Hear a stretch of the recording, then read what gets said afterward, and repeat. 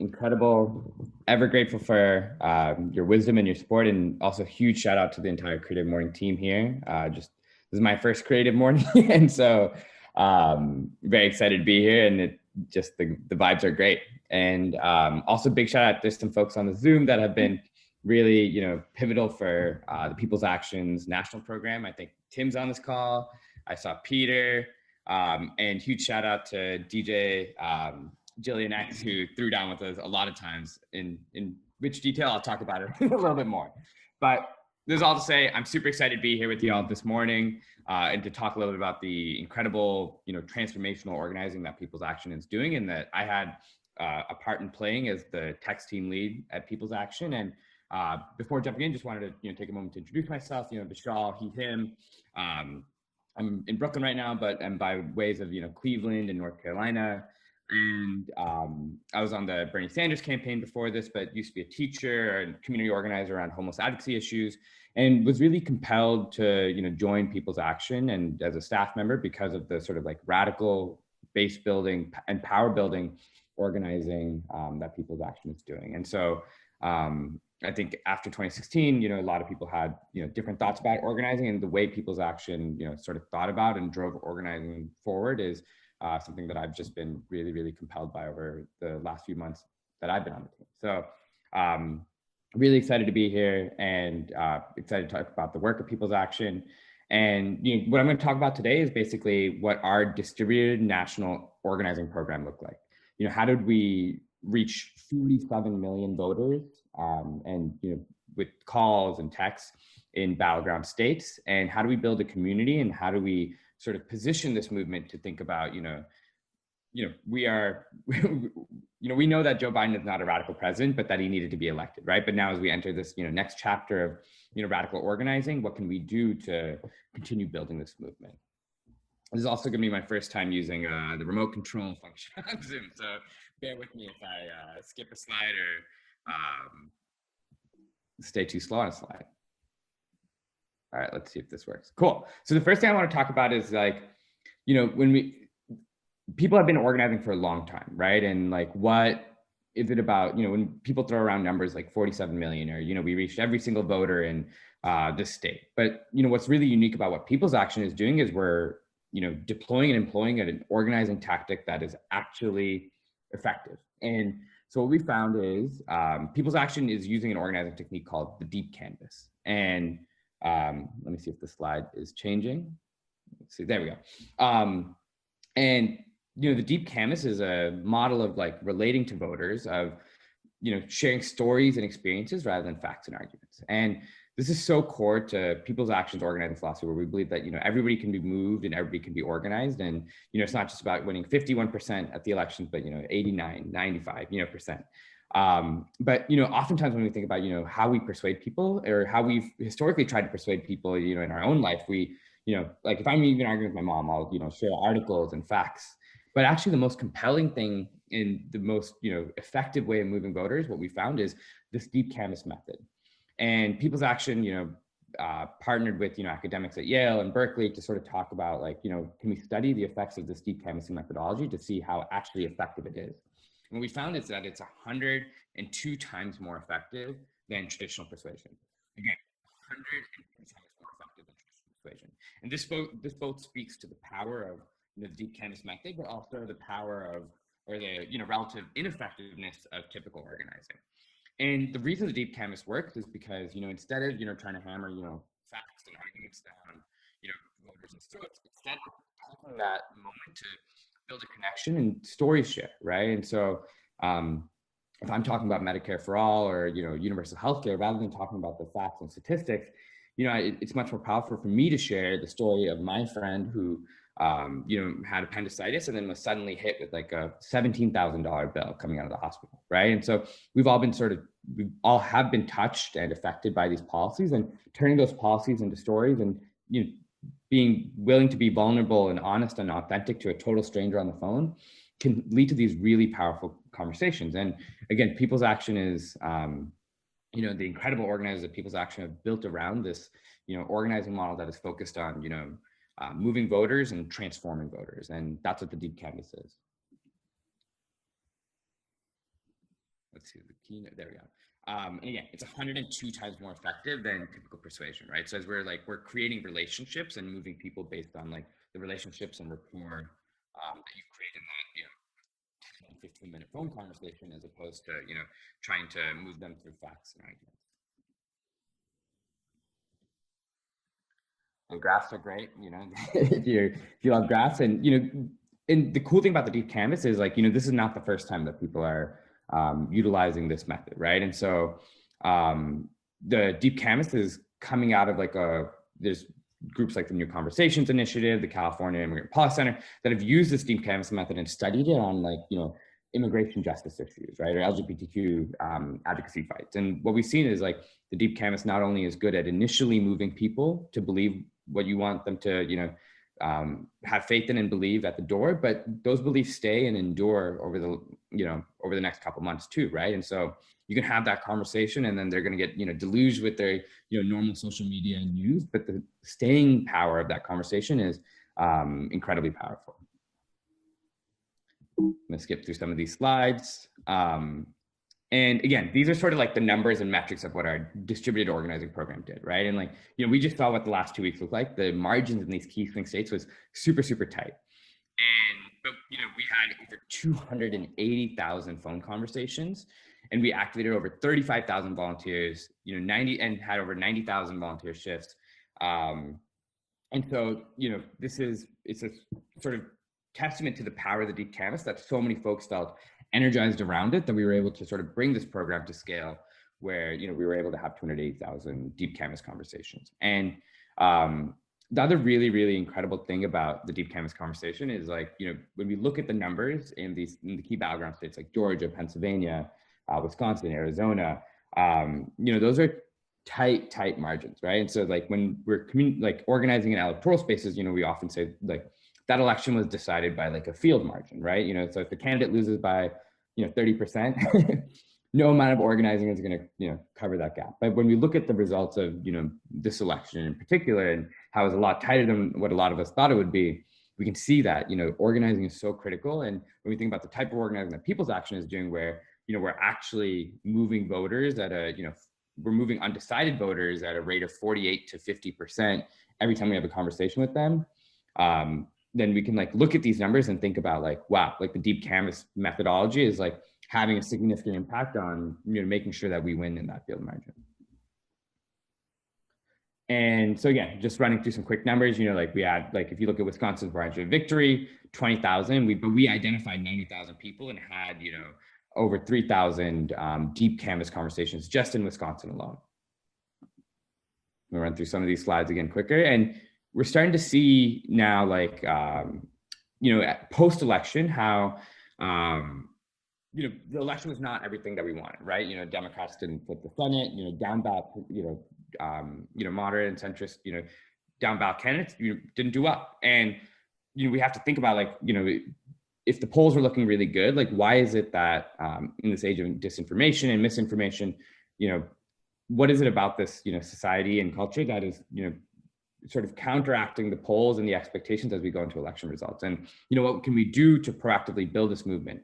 And, folks like AOC in the last like 2 weeks have named the Deep Canvas methodology as like the sort of key to what, the big parties and the big movements have to do in order to like, penetrate through all the noise and move voters. And, the Deep Canvas should not just be like a thing that we, use every 2-3 months before an election to move a lot of voters, but it has to be a sort of prolonged effort of reaching out and not just to move voters, but to heal America, right? And we really believe that conversations are the start to that. And in terms of like what the sort of, so now I'll jump sort of more into like the mechanics of like what the national program looked like, right? And so in this virtual world, door knocking is typically the primary way of engaging with voters. But in this virtual world, we had basically three sort of pillars to the distributed national organizing program, right? So one was like our special events, right? And so on these, like we had folks like AOC, Bernie, Naomi Klein. We also got to bring on artists, so folks like Vic Mensa, and then also uplifting local artists from who are affiliated with the member organizations that People's Action is affiliated with. And so, in these live streams that were sometimes attracting 300 to 400,000 viewers with cross posting, we would sort of set the stage for what the subsequent organizing needed to look like, right? And so a good example of this is the Deep Canvas town hall we had the week before the election, where AOC and Bernie and Vic Mensa came on and all talking about, like, even with the week left, there's still so many persuadable voters, and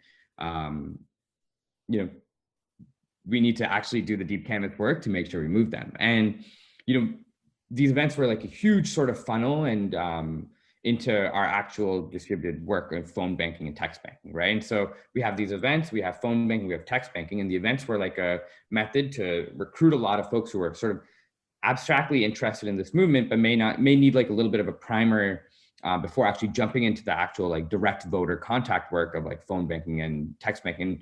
Following the AOC and Bernie event, we saw thousands of people come to that event and thousands of people actually sign up to take action. And so it really is, like these big events and like, getting hundreds of thousands of folks to come on and view these events, it directly connects to, reaching voters in battleground states. What's the next? There we go. And again, just to go through the quick numbers, we had over 27,000 volunteers engaged just from, late July to November. Had over 65,000 conversations and 60,000 conversations in battleground states. And again, these are conversations where we're moving folks at a rate of 48 to 50% if they're undecided, right? And so basically every undecided voter that we're talking to, there's a 1 in 2 chance if we're using the deep canvassing methodology to move them. And the phone bang is where like the deep canvassing organizing conversations are happening. And the way the text program, which is the part of the program that I led, the way that sort of related to the phone program was that the text program was, it did a couple of things, right? Texting is really good at moving people to action. We always say, like, you can identify where somebody stands on, Biden versus Trump. You can make a vote plan with them, and you can get them out to volunteer to come to an event within 30 seconds of a text conversation, right? Like that kind of like efficiency and ability to cut through the noise is not possible with like phone banking or door knocking, right? And the other really good thing about texting is like, you can identify where people stand, right? So we had this program where we were, texting, over 25 million people with just direct voter contacts and over 37 million people with all sorts of different types of texts. And we were identifying where those people stood. So in that way, when we were making calls, we knew exactly how this person felt. We knew that this person was an undecided voter who felt strongly about, the economy, or felt strongly about climate, or felt strongly about like the personality of the president, right? And so again, like the deep canvas methodology is about story sharing, and knowing a little bit about the voter prior to that story sharing is going to make that story sharing, outreach tool that much more effective. And again, like if you look at the numbers that we're texting or calling into battleground states, where we're texting 3 million voters, 4 million voters in key battleground states in elections that are decided by 0.5% or less than that in states like Wisconsin. It's this organizing with the deep canvas methodology is like having a significant impact on the field margin. And so again, like 47 million voter contact attempts, 300,000 phone conversations total, a movement rate of 48%. And, to me, the most important thing was like looking at like, how do we as a People's Action movement, like activate folks? And, oftentimes, people get really activated around the candidate, right? And so I was on the Bernie Sanders campaign before this, and, had thousands of volunteers come to the Bernie Sanders campaign. But then because, the Sanders campaign isn't like a long-term sustainable movement, what ends up happening after an election is, all those people sort of go into different bubbles and different, pockets or different movements. And so it's sort of hard to build that sort of long-term sustainable power. And what's really exciting now is though we've had 35,000 volunteers activated within the People's Action Network. And, throughout all of our text banks, all of our phone banks, we're constantly emphasizing the importance of, building long-term power, and that, this election is absolutely critical for, the fight for Medicare for all and, a homes guarantee or $15 minimum wage, but, it's going to require a lot of sustained organizing. And we are the organization and the political home for people to build that movement together. And so now I'll jump into the texting program, which is a lot of fun. And, again, big shout out to DJ Jillian X for always throwing down with us on our text banks. But, the texting program it's really, really grown since it started earlier this year. And so, the first phase of the texting program was 6 people, right? And I think as we sort of look at the evolution of the texting program, I think, like, for me, a big learning that I've pulled from it is just like, sometimes it's important to just like push through, build the structure, and like, if people hop on something, the first time, as long as we continue building and putting energy towards it, these movements and these, events are going to grow and grow and grow. And so at the start of the summer, before I was still on the burning at that point, but there's 6 people Zooming. And then over the summer, the People's Action text banks focused a lot on like issue organizing, right? Like things like Black Lives Matter, defunding the police. I think a good percentage of New York City got texts around, showing up to this action or signing this petition to defund the police. And then as we, again, throughout the summer, coronavirus relief, right? So what we saw in April and May was a coronavirus relief package that really, benefited working people to some extent, but largely benefited corporations, right? And so how could we use this organizing tool of texting to sort of shift the conversation to push for a coronavirus relief program that, was actually not a corporate bailout, but a people's bailout. And then, but as we got into August, we started focusing on the election, right? And so, we had a lot of volunteer energy, and we knew, 3 months left to go.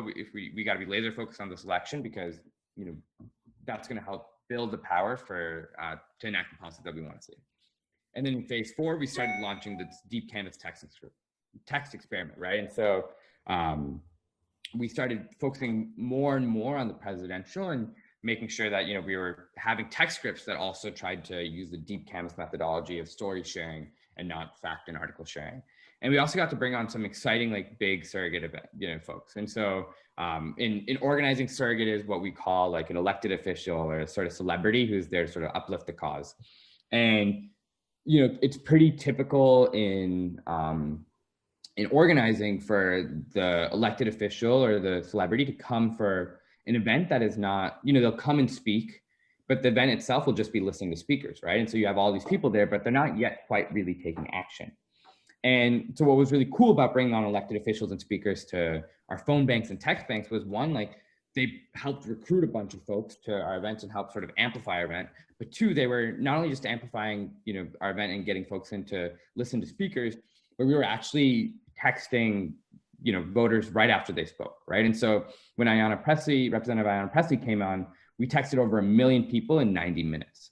And so it was just a real cool sort of way to see that, like, if we get, folks to come on and support and amplify events, we can reach so many more voters and have like incredible energy at these text banks. And, the text banks grew and grew and grew until like the week before the election, on our texting Tuesday before the election, we had, over 850 people on at one time and over 1,000 people throughout coming onto our text banks. And in terms of what our like text banks and sort of like, there we go, the how to text with us.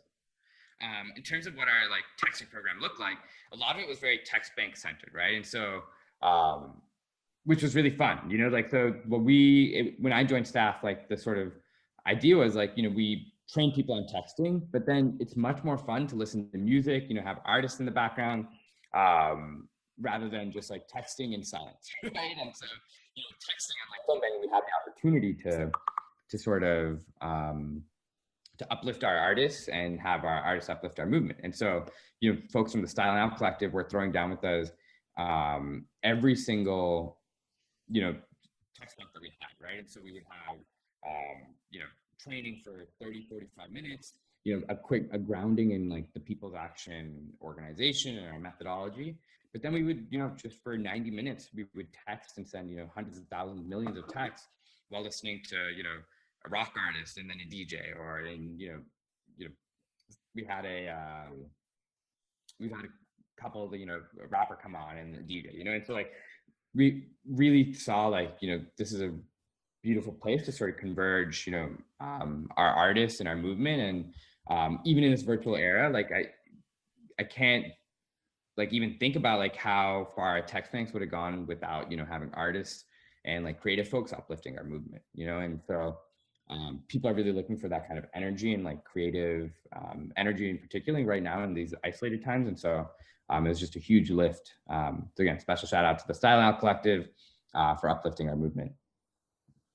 And another really important sort of aspect to the organizing that we were doing was like, we're laser focused on November 3rd, but we're a long-term movement. We have to build power, and that's going to require a lot of training. And so, first things first, we always emphasize the radical hospitality. When folks are coming to progressive, leftist, activist spaces, sometimes the perception of that is like, oh, this is going to be harsh, this is going to be cutthroat. But we really sought to counter that by like always emphasizing radical hospitality, right? Like always, extending gratitude for people's time and people's energy. And just like having good vibes and playing good music, and just like making it fun and exciting to take action as opposed to exhausting. Because again, burnout is common in organizing spaces, and we want to fight that. And second, we really wanted to emphasize that many hands make for light work. So we were really focused on training tech team leaders, to take, to control, technical things, to event leading, and by giving a lot of responsibility to folks, we saw the scale of our program grow. And also folks got to like learn really, really valuable organizing skills that are going to, help drive this movement forward even now after November 3rd. And fourth, automation delegation. And so just like not being afraid to be like, even though I'm an organizer and working for a good cause, that doesn't mean I need to work 15, 16 hours a day to get this thing done, right? It's going to be much better if we can sort of automate something or, delegate this work to another tech team leader, so then that way they too can take action.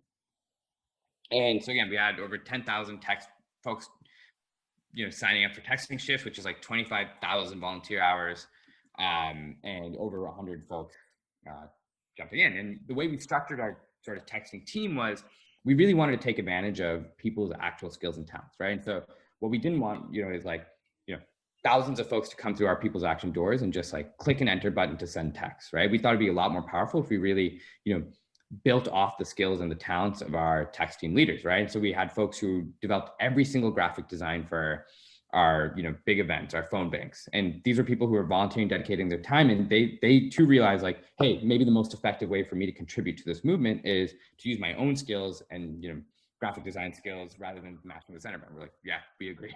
Or we had folks who were coding, and like helping build the backend stuff, or people that were creating and editing our scripts that were then reaching millions of voters.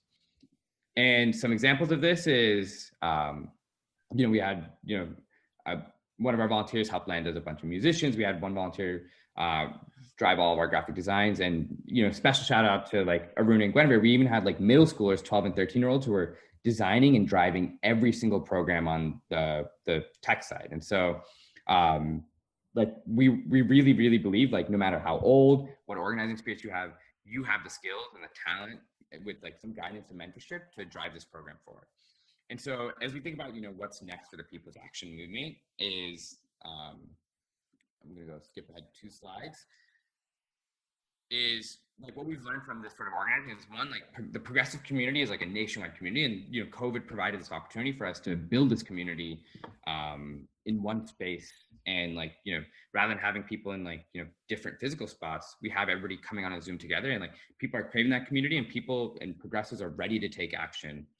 And 2, we have this now nationwide volunteer force of tens of thousands of volunteers who are ready to throw down on local races. We're ready to throw down on the presidential race, and we were throwing down on school board races. And so, as we enter this sort of new era of organizing and like this new era of like creative organizing, like I'm really excited because like geographic barriers are no longer like a limiting factor to like building power. And so we can sort of throw down national power in a local way, which is just like really exciting and really core to People's Action's organizing philosophy. And that's it. Oh, and we have really, really great video. It is mass movements that are largely responsible for the greatest policy leaps that our country has had. What we have seen is an enormous growth in grassroots activism. We have a beautiful movement with beautiful people committed to an amazing and inspiring vision about what our world can be. Even as our leaders have ignored us and left us to die, we have stayed resilient together. We have to start mobilizing in a big way. Do not trust any political party to automatically work in your interests. Now is the moment for each of us to step up, not just for ourselves, but for our communities. So we are the future. Our movement is the future. They flood Baton Rouge, by the city singing Alton's blues. Wild, wild, wild, wild. Feel like Jada Kiss every time I watch the news. Saying lives matter, but it's black lives you refuse to include. Rock for the polls.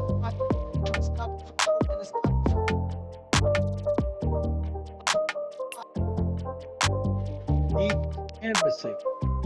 It is communicating with working class people about our common humanity. It is intensely more effective. Politics is personal, and we ought to connect on a genuinely personal level when we discuss politics. Don't back down.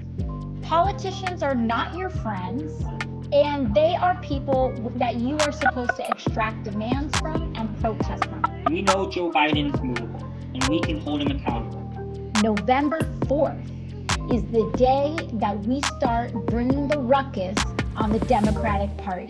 It is absolutely imperative that in the last few days we all do everything we can to bring out the vote and to defeat the most dangerous president in the modern history of this country.